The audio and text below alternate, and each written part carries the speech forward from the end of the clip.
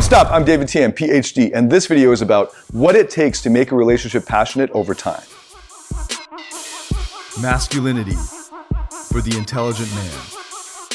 I'm David Tian, Ph.D., and this is Man Up! Hi, I'm David Tian, Ph.D., and for over the past 11 years, I've been helping hundreds of thousands of people in over 87 countries attain success, happiness, and fulfillment in life and love. And welcome to the Man Up series, the Man Up episode. I forget which number this is, 200 something. Right now, I'm in Jakarta, and as always, leaving it to the last minute. We are literally on the way to the airport right after I filmed this, and enjoying this amazing suite on the 65th floor of the Westin here. Wonderful suite, 2 bathrooms, dining room. Anyway, so you can see this view. It's a little bit hazy today. Blue skies the past few days, been pretty nice. So anyway, let's get into the question. And I haven't been in Jakarta in a couple of years, so kudos to Jakarta. You guys are really coming along in development. I see a new light rail transit system going up, and the highways are moving a lot more smoothly than I remember. William has a question here from the private Man Up Facebook group, and I've chosen this question. It's quite long. I won't read the whole thing. It's about 4 screens long, but I've chosen it because he encapsulates very well the difficulty of succeeding in a relationship over the long term, especially when the vagaries and vicissitudes of life come crashing in on your existence and the honeymoon period wears off. I've done other videos on the science and literature, the scientific literature around how difficult it is to go from passionate attraction, which is relatively effortless when 2 people have chemistry, and that just ignites this thing. And that's why there's that myth that if it's love, it should be easy. And that's just because they're still in that first phase of passionate attraction. And that will go normally between 6 months to like 3 years, and on the high side, 5 years. And then for long-term couples to actually make it past that 5-year hump, they're going to have to transition from passionate attraction to companionate attraction. Okay, so that's when they stay together, and that's usually companionate attraction is a lot like affection, the feeling of love of a friend, and if they don't reignite the passion later in that relationship after that 5-year hump, they'll still be best friends, but they won't be passionate, and that's part of the problem here that William is asking about. If you haven't yet watched that video, actually the best thing to do is to get the free course that's available within the Man Up Facebook group. So join the private Man Up Facebook group, click the link, join the group. I had it's a Sunday right now, and we had a long night on Saturday, so my throat's kind of hoarse from all the shisha smoking and all that, so excuse that. Join the private Man Up Facebook group, get the course, the free course called How to Make a Relationship Passionate, and one of the videos there will explain all the science on this. I've also made a free video on this, which is if you Google love versus attraction, David Tian, you'll find it. Love versus attraction, or YouTube search it. Okay, so I go over the science of it. It's like a 1-hour seminar. Okay, and then of course the how to make a relationship passionate is the way to go. So let's get into it. So William, I'm approaching 35 with a divorce behind me and in a relationship of almost 2.5 years with a woman who's 30 with a 3.5-year-old son. We met toward the end of our divorces after being separated and starting to date again. The rebound dating really wasn't, okay, so I was really taken aback by the chemistry we had. The amount of similarities we shared, amongst a lot of other things, but really wowed by the intense level of passion that we had. Although we didn't waste much time getting to the physical side of things, I felt like we really took our time progressing our relationship, mostly for the sake of her son, but also based on our past and wanting to better ourselves. Our time together then was limited to baby-free days, so needless to say, when it was on, it was on. Hell, we would meet for lunch hookups, she had it so bad, and was so short on time some days. It was absolute fire with substance that went way beyond a physical satisfaction. This carried on into this past June when she and her son moved in after deciding we really wanted a long-term thing with the end goal being marriage eventually. Life is good, ... Okay, moving in, we obviously shared the everyday family life, learned a lot. All of it was perfect in my book. Our level of intensity continued after the move-in and really picked up, actually. Couldn't have asked for anything more. At that point, I was a happy dude. Okay, so, but then here's the problem. So, I'm going to skip some stuff here. All good. Okay, so she has a thing for she has a thing for laying down with her son every night and most times falling asleep, leaving me to wake her later on. All good by me and honestly adorable most days, but as time went on, it became very routine with no surprise. Hey, I'm still up, let's have some fun tonight. No big deal really, as real life isn't all fairies, roses, and a sex fest, and she would usually start the next day out with some teasing and sexy motivation for that night, which I enjoy. We would miss a few of those nights. Again, okay. So pay attention to this part. I think this is a very common pattern among couples. So I've seen a lot of comments in various videos of ours that, hey, I found my woman, I don't need help anymore. But it's like on a video about how to make a relationship passionate. So, like just getting into a relationship is actually going to, that's just the beginning, right? So like, just because you're in a relationship, actually, just because you're in a relationship, you need to pay attention to this even more, right? You need to learn how to keep a relationship, actually how to make a relationship passionate even more. It's not just about maintenance, it's about growing it. Because if you just maintain, it's sort of like when you work out, if you just maintain and you're not looking to grow, you're actually going to probably move backwards over time because of father time. Okay, so real life isn't all fairies, roses, and a sex fest. We would miss a few of those nights. Again, okay. But after a while of this, a few episodes of her allowing BS to consumer and take down our rare quiet time opportunities, I eventually brought it up. Subtle at first. Okay, so he's trying to bring up the issue by verbally communicating this with her. So her initial responses to him bringing it up seemed genuine, that she was also missing it and acknowledging she was letting life get in the way of us sometimes. I think at this point it's been a discussion 4 to 6 times, with 2 of them turning into our first real fights, ending in her confessing she needs to get right with regards to rest and making the most of the time we do have to ourselves. Sometimes a few seriously intense days of sex and then circling back to a week or 2 of fall off and me getting aggravated and bummed out, or whatever you want to call it. I started questioning if I've allowed myself to be the guy to basically handle everything in the household, to allow her to focus on her son and maximize their time, and maybe made myself less attractive. In my mind, I'm just doing what I do and being the best guy I can be for them, both. I feel like I'm present and compassionate for the good, bad, ugly, passionate, romantic, staying unpredictable with my personal interests and things I do with them, her, and keeping the spark on my end. I'm probably leaving a lot out, but this is already long-winded. So this is a second post by William. I'm choosing to go off the second post.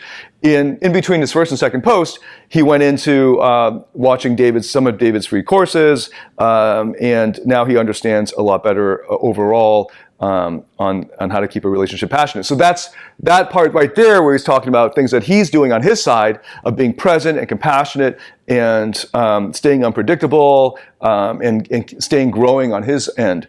Those are things that are within your control and that the man and woman ought to be doing. So then he says, bottom line, I'm wondering if I'm starting to allow myself to become the friend she loves somehow, the friend in quotation marks. If I'm out of line and I need to realize it's life or question mark, question mark, question mark. We both always said we never experienced a passion like we had.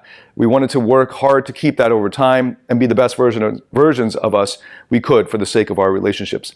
The fact that this has become a discussion or concern is disheartening. That's the part I really want to focus on. So all of that is preamble, background, context for the actual issue. The fact that this has become a discussion or concern is disheartening, but I also understand why it is sometimes and just wish when life allowed she would turn it up. So he's asking for suggestions and input. So what's happening here is life is getting more routine now. They've moved in together, so that's always going to be a challenge in terms of just keeping things unpredictable and fresh and new and injecting novelty and continuing to grow. Because it's not really about like sitting around thinking of new date ideas all the time for the rest of your life. Although that's a good idea too, but unless it comes naturally, that's really forcing it.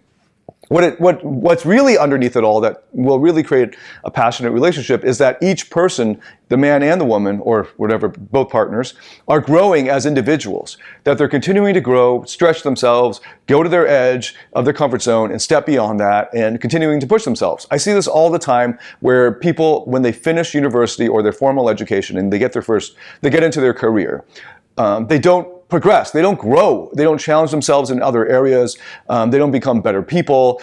They just do the next thing. They wake up and do the next thing. And sometimes they'll force to do it because of money issues to grow, like take professional development in their career. But in their personal lives, they've stopped growing, and they don't think that there's a need to do so.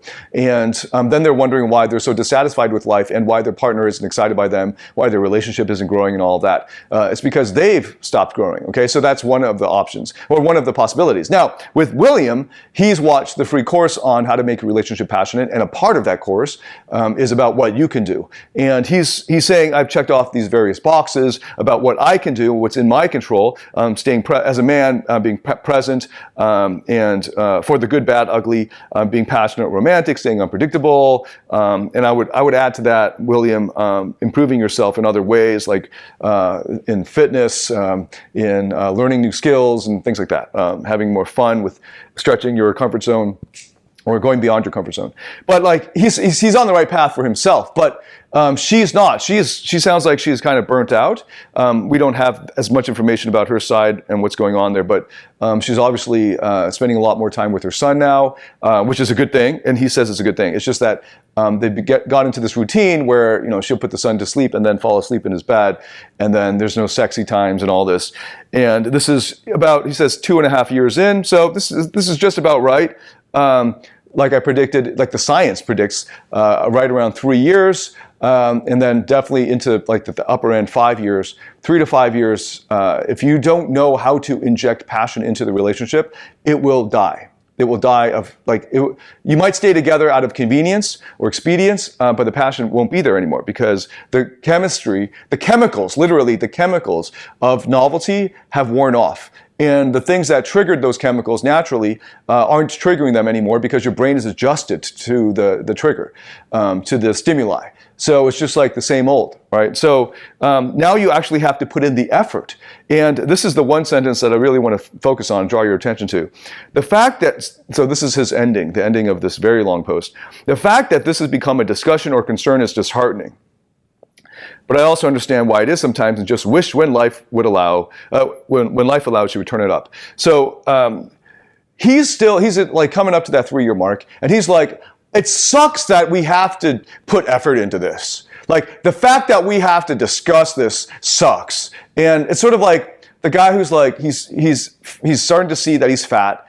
He's getting older. He's getting that, his testosterone's going down. So he's getting the fat and he's getting out of shape. And he's like, it sucks that now that I'm older, I actually have to go to the gym and diet and watch my food if I want to keep my figure, right? That sucks, right? And the guy who thinks that sucks will never succeed in his fitness goals, right? So if you don't embrace the process and lose yourself in the process and get to the point where you enjoy the process of improving, of learning, of, if it's fitness, of working out, if you don't enjoy the workout, you're not going to keep doing it. If you don't enjoy the food you're eating on the diet, you're not going to stick with the diet. And this is a lifelong thing, right? It's like fitness and diet and your health is a lifelong thing for your life, right? And a relationship that you want to have a lifelong relationship, right? So I'm not sure how old William is here. Let's see if he said that. He's 35. So if you're 35 and you're probably going to live then, like average life expectancy for somebody who's 35 in the US is going to be like 80. So you're looking at like the next 45 years, like the rest of your life with this person, and you don't want to put any work into it. You think it's disheartening that you've got to actually talk about this with her, and that's really disappointing, and you're only 2.5 years in, then you're done. You're not going to succeed in a relationship. It's like the fat guy who keeps complaining about dieting and workouts, and he's like 2.5 months in or 2.5 weeks in. That guy will not actually succeed. At best, he's going to go on a crash diet, and like you can imagine like a Biggest Loser TV show scenario. And then as soon as the show ends, he goes home and he's surrounded by all of the old triggers, and boom, he gains all that weight back. And it's the same thing. You see these yo-yo diets. So I guess fitness is a really easy example of this. But that's true in everything in life. You're not going to get good at anything that is a long-term pursuit, like love, like your relationship, which is supposed to be life, right? Or like your health. You're not going to succeed over the long run unless you enjoy the process. And what's the process of the long-term relationship? It's the process of sometimes shit gets hard for one of the partners and you got to be there and understand, and you got to talk it out. You got to communicate that what's happening right now for you isn't meeting your needs, and that you're understanding and you're going to work together on that. So far, it sounds like she's happy to work together on it, but she needs, maybe it's her motivation as well. Maybe she needs to watch my videos. Maybe she needs to take the free courses as well and really get that into her mind, that a relationship that goes past 3 to 5 years takes work. If you want to keep the passion going, you actually have to go through the exercises. You have to take that effort to think a little harder. You have to be attentive. You have to put the willpower into it. Well, when you don't want to, you got to put that willpower and get that engine started, so to speak. Like if you want that passion to be there, you have to make the time. It's not just supposed to happen naturally and effortlessly like when you first started going out. Now here's the thing, right? Just like working out. At the beginning when you're the fat guy, it's going to be hard for you to do the workouts and the diet. But once you get into the habit of the workouts and the diet, and you got a good coach or trainer who changes up your workouts and keeps it fresh and all of this, you're going to start to enjoy the workout, and you'll start to enjoy the food that you're on the diet with. If it's a good dietitian, right? You'll start to enjoy those healthy foods, and your body and brain will adjust so that when you have unhealthy foods, you'll be turned off, or the days where you don't get to work out, you're getting kind of antsy because you have extra energy. And that's the goal. Like, that's the lifelong pursuit of it. And it's the same with a relationship. When you don't feel like having sexy time, maybe things are hard at work, you make the extra effort to do so. Or, if you know it's just going to be a couple weeks or a limited time, you can put that on the back burner and then hit it doubly hard, so to speak, when you get back from that. But what happens is, once you start putting in that effort, at the beginning, it's difficult. It's like pushing that boulder up the hill. But then once you get the momentum, then it gets a lot easier, right? It's like once you get the momentum of enjoying the workouts, enjoying the diet, once you get the momentum of thinking of how to make the relationship more passionate, enjoying putting that into play, putting that into action, actually doing that, actually making the time and having the great sex, and then enjoying that, and then looking forward to doing that again, and then really putting conscious effort and thought into, this is actually going to take work. This is not a natural thing to have a relationship be passionate after 5 years together. That's not a normal thing. We're not evolved for that. But if you want that, and if there's a higher level of passion in there, just like, we're not evolved to say no to Krispy Kreme donuts, by the way. We're not evolved to say no to these things that our evolutionary ancestors had no exposure to. And if you just go with what's natural for you, you're gonna lead a short life, and it's gonna be unfulfilling and pretty empty, and could be actually quite dangerous. So what's natural isn't what's good necessarily, by the way, right? So that's an important thing. So right now, you want it to be natural, William. You think it sucks that you have to work at it. That's why it will never succeed. Once you realize, just accept the fact, and it's a fact, that to take a relationship past that 3 to 5 year mark, and even for some people it might be 6 months. It really depends on how many external stresses are going on with your relationship. But to take it past the honeymoon stage takes work, and that's normal, and that's a good thing, and you can embrace that work for what it is. And there's a lot of resources for this, by the way, for helping couples become more passionate, more connected to each other, and stronger together. Once you embrace the process, you'll enjoy the process. And then you won't be like, oh, I wish it was like it was when we first started going out. It'll be even better than it was when you first started going out. But if you keep pining for that effortlessness, you'll never get that relationship to work. Okay, so the point is, this whole idea of the fact that this has become a discussion or concern is disheartening. I sometimes wish life was just going to be easy. If you keep that attitude, then all of your relationships will fail over time. But if you flip that around and say, I'm going to embrace the grind, so to speak, and it might seem like a grind at the time, but when I get that momentum going, then the passion will be its own reward. The process will be its own reward. The passion will feed you to continue to look for new ways to get stronger together, and so on, right? And you'll get that momentum going. It'll become easier and easier over time once you start getting into the habit of putting in that effort and accepting the fact that you need to put in that effort. Okay, so there you go. It takes effort to succeed in a relationship over the long term. Okay, it takes effort, and it takes willpower, and it takes some reflection and thought and communication with each other. And that part may not be so honeymoon sexy, but that's what's necessary to get to the greater passion and companionship further down the road. Just like when you first start working out and dieting, it's not sexy, but over time, for all those people who have succeeded in this endeavor, you embrace the workout and you find one that you enjoy and you love it, and you miss it when you don't, on the days you can't do it, and your diet too, the same thing. You start looking for more creative ways to get that diet, and then it will taste good. But right now you're like, I wish I could just eat pizza and ice cream every day. Why can't I? Well, then that person will never succeed in his goals in fitness or health, right? So it's the same with relationships. Okay, there you go. A great example of common way of thinking, and the reason why, one of the many reasons why the divorce rates around the world are so high. People think it's supposed to be effortless and easy, and it never was. And there's so many easy ways to escape nowadays, so they take the easy way out. So if you want to get to the other side, if you want to see what's on the other side of the rainbow, get the gold, the pot of gold at the end of the rainbow, you got to put in the effort and have the right mindset that it will indeed take effort. And there you go. All right, so click the link, join the private Facebook group. If you haven't yet taken the free course on how to make a relationship passionate, do it. So you can click the link, join the group. It's inside the group. I'll see you inside the group. David Tian signing out. Man up.